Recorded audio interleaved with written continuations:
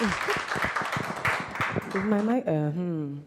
Hi, good evening, everybody. Thank you, The Huddle, for having me, and thank you all for joining me through the difficult economic times that we're in. My name is Yadichima, Yadi for short, and I'm an artist and illustrator. And I've been artisting and illustrating for the past 7 years. Um, I'll just give a bit about like my background, and then I'll get into the presentation I have for you. But yes, I'm a self-taught artist. I didn't go to school for it. I kind of just picked up a pencil maybe when I was like 4 and continued. And I was lucky enough in 2015, which is when my career started, when someone reached out to me on Instagram to, show some of my work in somewhere called Freedom Park. And the title of the exhibition was Woman in Bloom. And from then, I just kind of met people and kept on showing work. As that was going on, I also became interested in learning graphic design. And my then partner, I asked him to introduce me to a friend of his who was a graphic designer at the time, still a graphic designer. And I interned with him for about 2 years. The only designer I've worked under, his name is Osione Iteboje. He's a really, really cool artist and designer. And then from there, like, my interest in design just also expanded. So I work in freelance, but also like exhibit some artwork sometimes. So as I like this poster that the Huddle made. It's really cute, thank you. So I'm going to start first with like my art portfolio and just take you through some of my work. Ignore the artist statements for now. But my work and with what I do, I'm basically interested in play. My work is very broad in that I'm always using like and experimenting with different media. So it's gone from drawing with pencils to painting to illustration to graphic design to sculpture to installation work as well. And I guess for me, it's really just about allowing myself to explore as much as possible and knowing that with material, there isn't really any limits to what it is that you can like use and approach.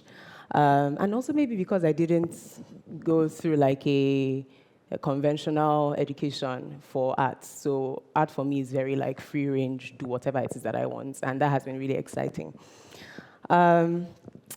This piece is called Untitled. It's a lino cut print on paper, which I made at somewhere called the Hamatan Workshop. The Hamatan Workshop is run by a really, really renowned artist called Brusona Gbekpeya, and he's been running this thing for the past 25 years or even more. And he runs it out of his hometown in Delta State, Agboroto. This technique, called lino cutting, is a little dated in that a lot of artists were really interested in it like in earlier times, but now it's not really popular because, at least from my own perspective, there isn't really like a lot of tools available like locally to really work with it. But in that workshop, I got an opportunity to like learn and just try it out, and I thought it was pretty cool. This piece, I won't say it means anything specifically, in that like I'm not trying too hard to put too much like context into the work that I make, but you know that I'm interested in patterns and lines and organic shapes and forms and abstraction in general, and that's what I explored here. Next, we have a sculptural piece that I made. It's called Portal Monolith. And portal monolith is, well, I'll give you the material basics. It's basically plexiglass bound to a mirror, and I made a wooden stand for it. There was an exhibition in let's not go too far. There was an exhibition in 2021 held at WTO, and they asked 10 artists, or a couple of artists rather, to create some work for that exhibition. The title of it, the theme of it was Ubuntu, which is this African term for I am because we are. And I thought it could be nice to bring in this language system that I've been developing since like 2016. It's called Asusu, but Asusu is also the Igbo word for language. And it's a technique where I use like mark making to just create like abstract drawings. I do it repeatedly. I look for patterns like while I do it. I try to create experimental like processes with it. One time I did a 24-hour drawing performance. Anyway, in this context, I'm using it to represent language and the idea that I guess like language is the one thing that it's one of the things in which you can gain like insights to people and their culture and their history. But taking this culture of peace and put it in the context of the WTO, which is like this where they do the ministerial conference, basically, the idea of so many different people of different cultures coming into this space. And coming in from different backgrounds as well. I think I wanted to put a language that was not identifiable or had any definition, and put a mirror in there and kind of like create this portal with it. That's Portal Monolith. So some pictures which I took in Unilag because I couldn't really find another better place to take it. Next, we have Birthscapes. This was a commissioned piece by Center for Contemporary Arts, which is a gallery and also like library thing set up by late B.C. Silva. And the theme of the exhibition was femininity. And we're just basically, the question was, what does femininity mean to you? And for me, I just broke it down into like these ideas of what femininity has been defined as, so like nurturing, understanding, emotional, warm, sweet, devoted, helpful, passive, gentle. And I broke that, I guess I assigned colors to those ideas. And what you're basically seeing is something I call Birthscape. I've been working on it for a long time, and it's just me bringing in this idea of, I guess, space, like a landscape, and then and the idea of like organic abstracted like images to kind of form and live into that space. And I tried to, with here, like also capture like some feminine representing objects and forms. This is the illustration, and this ended up being the installation. I used plexiglass, which I had like cut in, mushing. And of course, they were just like, "What are you doing? This is not. this is not. This is not the purpose of plexiglass." But I really enjoy just the process of engaging with like artisans across Nigeria to bring like new ideas to them, but also like knowing that they are actively creating every day. I say there's a lot of respect I have to work in that space. So these ended up being these big-ish installations that were set in CCA, and these are just some of the pictures by 5 feet by 2 feet. Next, we have Language as Material, which was an exhibition that showed in 2021. It was a collaborative project between me and this designer called Bubu Ogisi. She runs a fashion house called I Am Isigo. And our collaboration started in 2019, actually, when there's the Fair Artex Lagos, right? They had commissioned us to create something for the people, some interactive activity for the people, for audience. And in our brainstorming, we decided that what we're going to do was focus on African languages and, I guess, fashion and textiles. And I guess thinking about what pattern making techniques that we could bring to like the textiles and like what languages we could explore. We ended up exploring Adinkra, Nsibidi, and Bantu. And what we basically did was source the fabric. We met the fabric dyers. There's a whole community of dyers and batik fabric makers in Surulere that Bubu knew, because that's basically her business. And we went there to work with them to create these stamps. So each of the stamps, we made about 30 stamps, so 10 stamps for each language. And we tried to be selective of the symbols that we felt like we could resonate with, as opposed to like representing the entire alphabet. What we also wanted to do was to be able to tell stories with the fabric. So each of them are not paired like randomly just for aesthetic pleasure, but like all tell like a kind of, but rather have a message behind them. This was shown at Alliance Francaise, and I also created a sheet of the symbols that we use, so you can see what each one means. And as well as, I guess as part of that, I also shared that as like a WhatsApp sticker, so people could actually like communicate with them if they wanted. Next, these are drawings, paintings. They're all pastel on paper. I never really have a lot to say about them, but I really, really love them because it's literally just me playing. I like the idea of space, form, color, texture, and for me, and I guess how I've also developed the philosophy around my practice has always been about the material and just the process. So when I break those things down and kind of reorganize that, what does that look like? We have provocation and stealing light. I made these, though, for Artex Lagos again in 2021. We're showing some paintings. I was showing some work with Co-Art Space. It's a gallery space in Lagos. Okay.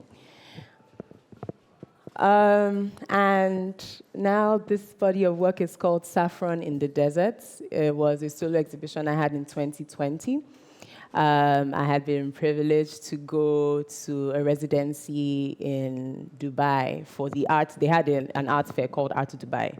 And Co-Art Space basically sent artists. Well, they reached out to different galleries to send artists, and they sent me to represent their space. The residency wasn't like directed in that I could come in with my own ideas and just explore what I wanted to. So in my time in Dubai, I learned about the saffron spice, which is like this yellow spice. And it's what kind of inspired the body of work. These two raggedy things are sculptures called emotional landscapes. And I think at that time, in my time there, I had a lot going on internally. I hardly really create work from like a deep emotional sense of like, oh, I'm thinking about something, or I'm sad about something. It's usually just, oh, yay, that looks nice. So this was one of the first times I was really like exploring that. It ended up not just as those POP sculptures, but also as like tracing paper and spray paint. And also watercolor, and actually using the saffron spice. In learning about the spice, I learned that you could also use it as ink. So I basically ground it up and like made it into like waterish color.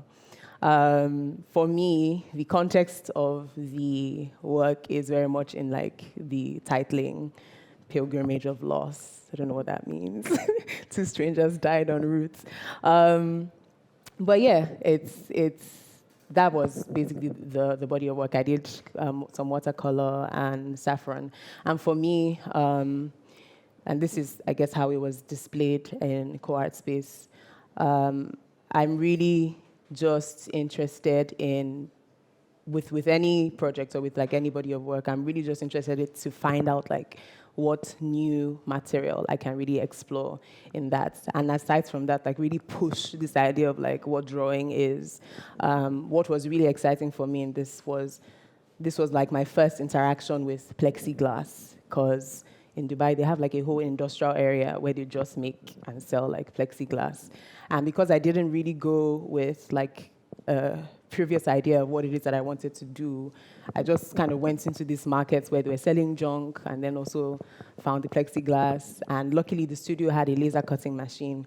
So those drawings that were usually like 2D and down, I decided that it would be nice to see what they look like in semi-3-dimensional, because these are still like flat. But like, yeah, and explored it.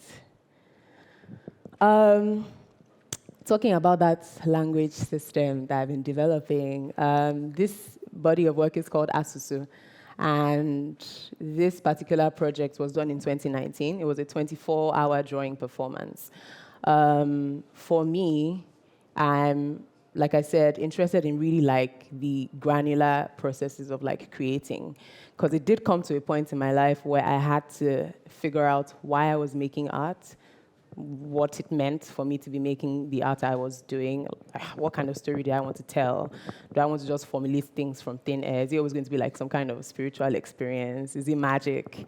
But I found that in making was where I just connected to it. So how am I holding this pencil? Am I breaking this line into two? Is it a circle? What happens if I double that circle or like divide it by like 5 million? So really almost applying this like scientific way of experimenting to making work is what really drives my process.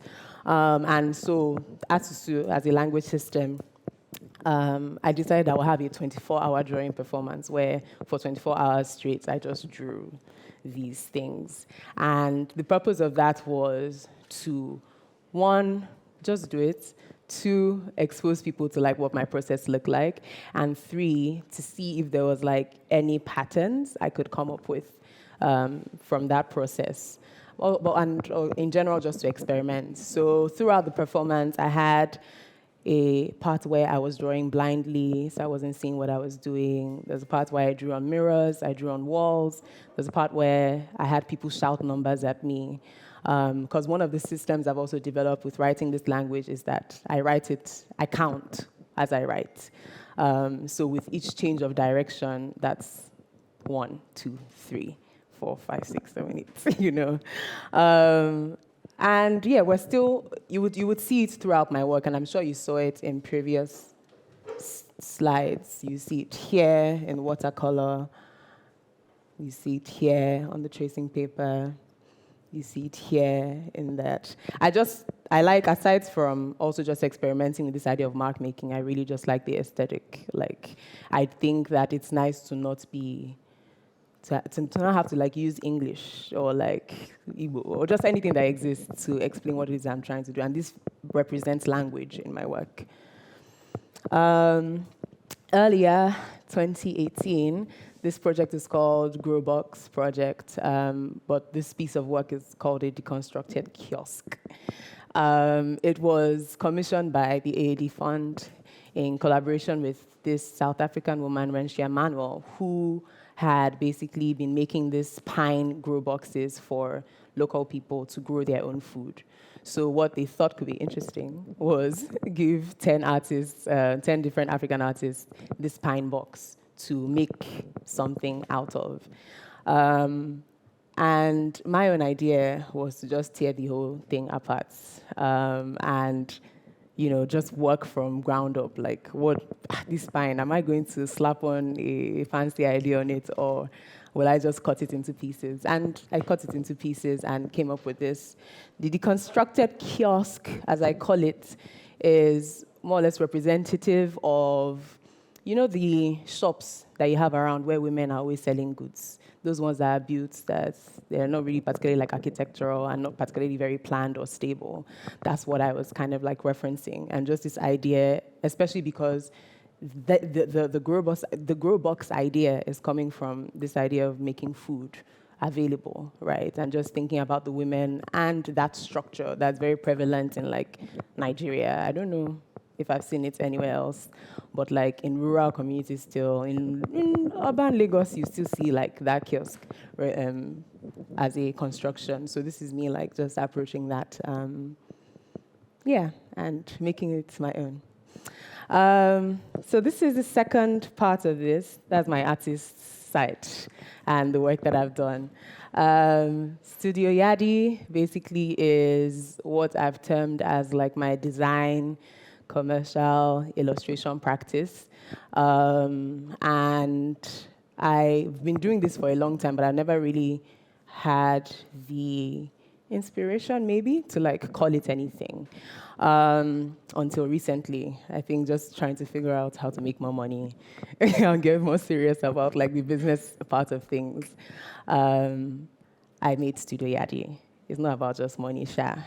I'm just trying to I'm just trying to expand and make this like more visible as well. I realized that I was making more products, I was taking on more clients, and I really love illustration and design, so I want that to be a part of me as well.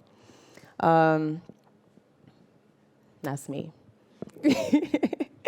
Okay, so on my illustration side, like again, I don't limit myself to in terms of like material. I really like to go digital, to like work with stone and like sand, and then also like figure out how I can make an illustration. So I'll just show you a bunch of projects that I've worked on over time. These are like posters I made. I've also been learning a bit of animation on this app called Adobe Fresco. And that has been fun. And this is a self-portrait I made on the app. And there's a project, a personal project of mine I'm currently working on, which basically is revisiting music from 50s, 60s, 70s, 80s, 90s Nigeria. And all these musical icons, basically. And what I'm doing is taking context from like their songs, popular or not known, or things that just appeal to me personally, and remaking that into a poster. And for me, I'm doing this because I really like documentation in general. I really like archiving, but I've always been wary of how to make it like, fun. Because archiving is like real work, and like if anybody does any kind of research, it's like a lot of work. I like to work quickly and funly, so this like making these posters are like my own solution to that. I started on them last year, and it's progressing. They both move, but I only show you this one that's moving. The Lijadu sisters are a favorite, and literally taking out words from their music. There's one they say, "Watch out," and there's "Danger, Danger." That's a popular song of theirs. Their day of birth, and like a portrait of them, like with their eyes wavering. It's just really having fun with like taking elements out of like that learning and that like research. Earlier in the year, I also made a 2023 calendar I'm very happy with. I just wanted to, it's just a personal project really. I wanted to be able to make functional but like artistic looking things. So I made these and I sold some of them, thanks to everybody that bought them. And projects. So this will be more client-based and collaborative work. Open Heart Clinic was a project I did last year with a girl called Yadi, and she wanted a logo. And this was my start point. Open Heart. I basically just went on my iPad and drew this. But basically, she's making these, what I say, like gatherings that help facilitate spaces for, I guess, sharing and love and care. And these are some explorations, basically. So we start, and we ended up here. Let me go back. We started here and got through here, and then we ended up here. And I think it's like a fun logo for her. And then I also worked on some posters for social media. This question, what does it mean to redistribute love towards the systemically underloved, is basically the grand scope of the work that she's doing. Next is Memories on the Platter. This was just some illustrations I did for a book. The book cover didn't end up being used. They really used like let me not shame them, Sha. They ended up using a boring photo of the writer, I was just like, we know it's your book. You don't have to have your face. You don't have to have your face on it. But I did do some of the illustrations on the inside of the book. And they were fun to create, just like exploring illustrations and like what they could look like. I also, this is in progress, I still work with Tai Tai as the illustrator and designer on and off. It's not really on off. It's on a rolling basis, basically. I'm constantly working with them. And our latest project is this mural commission that it gave in 2022. Something I haven't mentioned is, maybe I have talked about it a bit. Like, I like archiving, I like documenting, and I like the idea of research more than like the actual work. But for this mural, I wanted to reference, I like to, I guess, try to start from like a point. And for me, it was figuring out like, okay, for Thai Thai, it's basically a Thai restaurant in VI, but like if we're going to do a mural in their space, like what are the elements I'd like to consider? And I just kind of went to thinking about the flowers and like basically like natural environment of Thailand. I picked those out, and then I decided that the colors that I would use for the work would be from these references.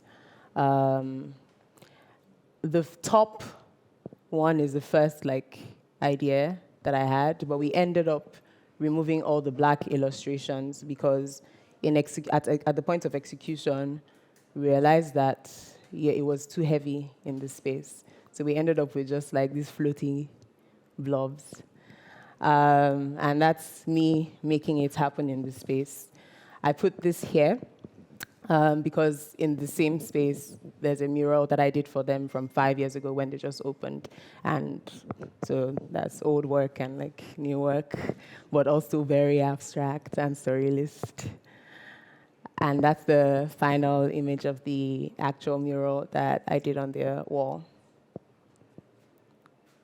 Also done some like tea packaging design, general packaging design for them, but this is one of them. And we developed this character called Thai Guy. Thai Guy is basically their logo guy, and he's just the guy of the restaurants. And so in their communication, they are often using this character, whether it's for Valentine's Day or trying to show that they love nature and plants, or just this guy announcing something or delivery. Like I made some stickers for them, and like these are some of them. Yeah. In 2019, I got together with a group of really cool people, and we made Inri Journal.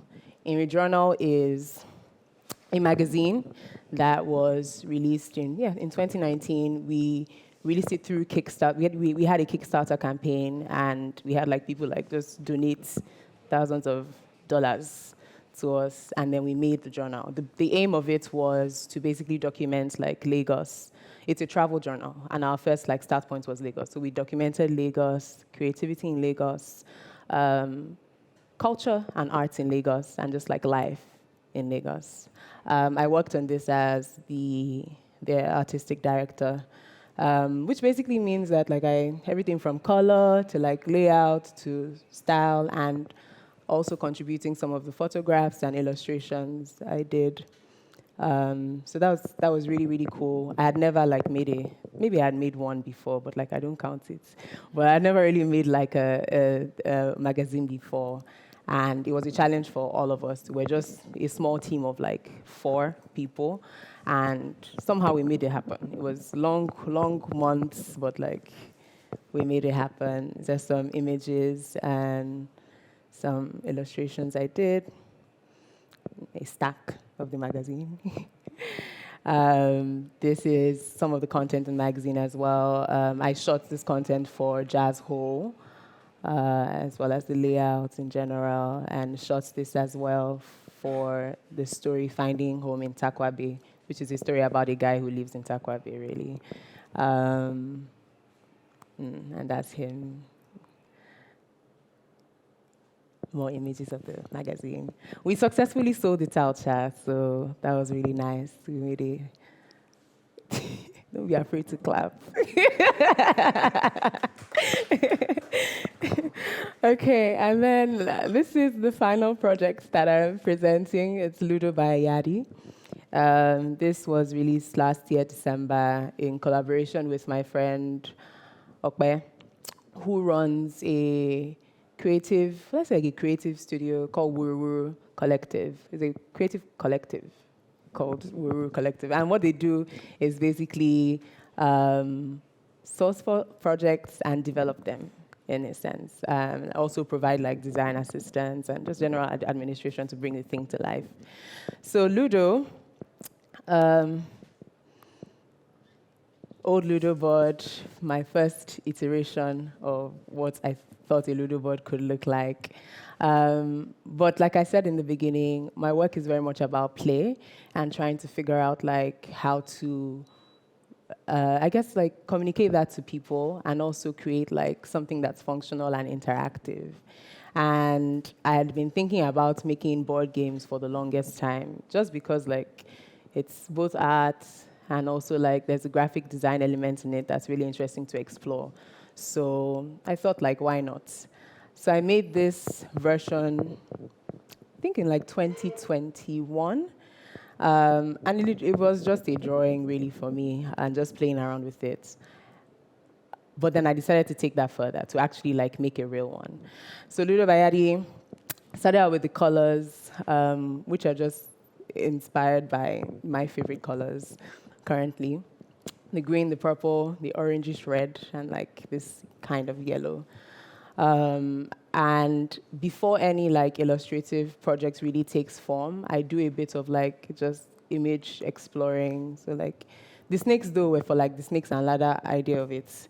And like these blobby characters, I was just trying to see what they would look like if the Ludo playing seeds look like that. But I thought it'd be too much stress for the people I'm wishing to cut. But yeah. Anyway, in the process, Anne and Okpe decided that what we really wanted to do with the project was bring a product that was like 100% like Nigerian made, but like really, really good quality. And we wanted to make sure that we designed like every part of it intentionally. So we worked with my friend Josh.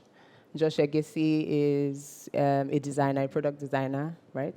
That's the way to say it. And he works with wood and other like materials.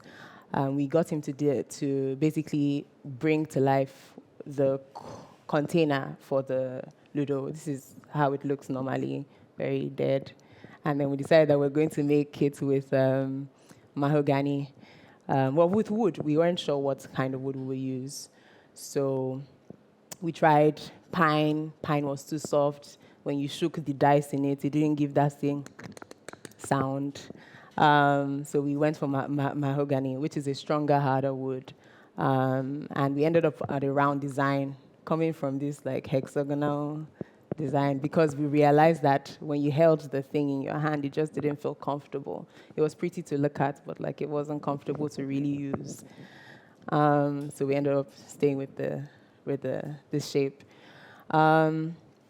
We also decided that we wanted the experience of actually getting this product to be like exciting and interesting.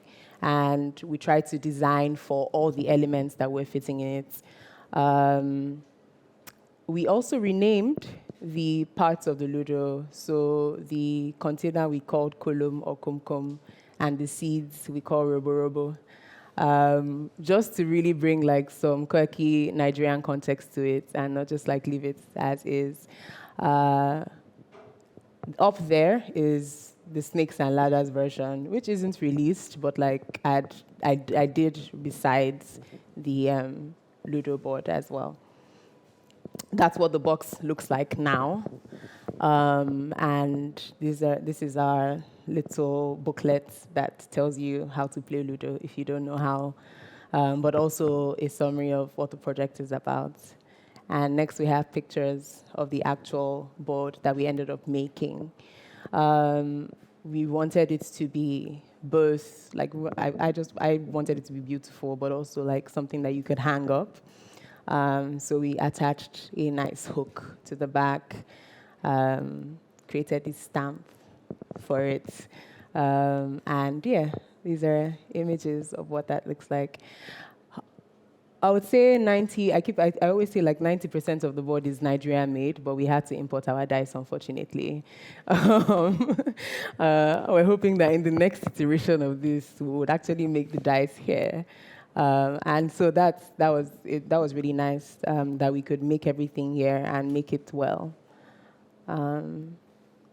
Yeah, and that's it. Thank you. Follow my work here. This is my website. Thank you very much.